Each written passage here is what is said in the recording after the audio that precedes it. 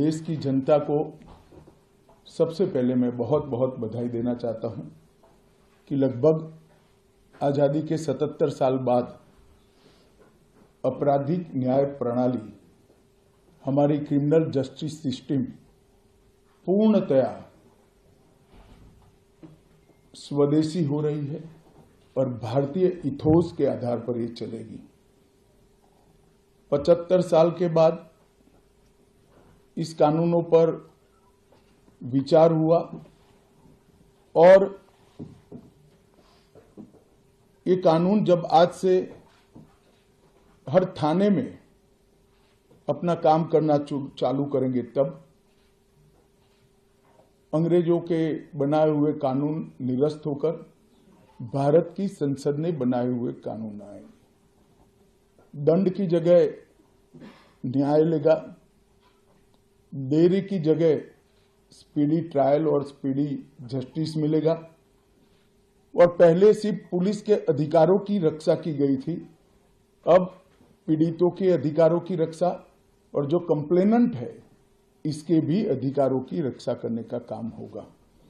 तो एक नए नजरिए के साथ ये तीनों कानून आज सुबह से ही, मतलब कल मध्य रात्रि से काम करना शुरू किए हैं। अब इंडियन पिनल कोड, जिसको आईपीसी कहते थे, 1860 से जो कानून था, इसकी जगह बीएनएस भारतीय न्याय संहिता आएगी। क्रिमिनल प्रोसीजर कोड, जिसको सीआरपीसी कहते थे, जो 1898 से अमल में था, इसकी जगह भारतीय नागरिक सुरक्षा संहिता बीएनएस आएंगे। और इंडियन एविडेंस एक्ट 1872 से जो इस देश के क्रिमिनल जस्टिस सिस्टम को गवर्न करता था, इसकी जगह भारतीय साक्ष्य अधिनियम बीएसए लागू होगा। तो बीएनएस, बीएनएसएस और बीएसए के लागू होने से पूरी न्याय प्रणाली का आपराधिक कानूनों की पूर्णतया इसके अंदर हम कह सकते अब भारतीय आत्मा है। इसके ढेर सारे प्रावधान ऐसे किए गए हैं जिससे कई समूहों को फायदा होगा। कई सारी दफाएं जो अंग्रेजों के समय से विवाद में रही, इसको हटाकर आज के समय के अनुकूल धाराएं जोड़ी गई है। और कई सारी ऐसी चीजें जिससे भारतीय नागरिकों को परेशानी थी, इसको हटाकर नए प्रावधान किए गए हैं। सबसे पहले हमने इसमें हमारे संविधान के स्पिरिट के तहत दफाओं की और चैप्टर्स की प्रायोरिटी तय की है।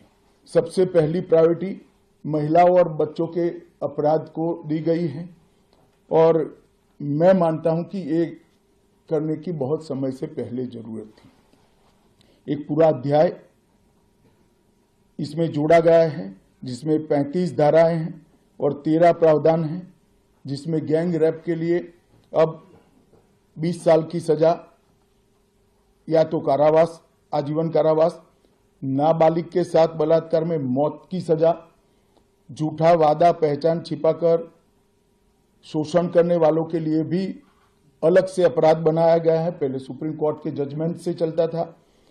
पीड़िता का बयान उसके घर पर महिला अधिकारियों की उपस्थिति में और अपने परिजनों की उपस्थिति में लेने का भी प्रावधान किया है। और इसके साथ साथ ऑनलाइन एफआईआर की व्यवस्था से भी ढेर सारी उत्पीड़न का सामना कर रही महिला एम्ब्रेसमेंट से बच पाएगी, ऐसा हमारा मानना है। सालों से देश भर में मॉब लिंचिंग के अपराध के लिए कानून में कोई प्रावधान नहीं था। प्रावधान करने की मांग होती थी।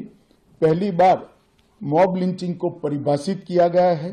नस्ल, जाति, समुदाय, लिंग, जन्म स्थान, भाषा और अन्य कारणों से जो मॉब लिंचिंग होता है, इसमें 7 वर्ष के कारावास से लेकर मृत्यु की सजा और आजीवन कारावास तक इसके अंदर जोड़ा गया है।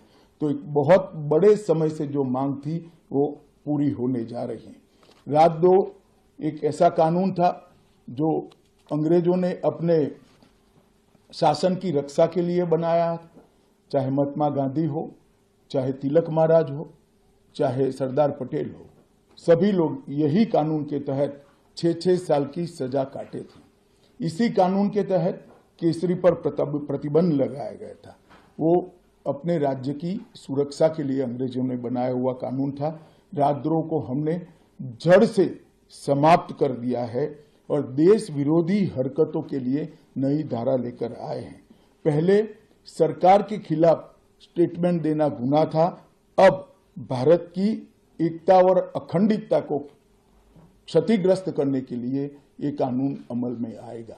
तो आजादी के इतने सालों के बाद ये कानून में बदलाव हुआ है, जो एक बहुत बड़ा परिचायक है हमारे संविधान के स्पिरिट का। मैं आप सभी के सामने बड़े विश्वास के साथ कहता हूं कि ये तीनों कानूनों के पूर्ण स्पिरिट के साथ देश भर में लागू होने के बाद ये कानून सबसे आधुनिक न्याय प्रणाली का सर्जन करेंगे।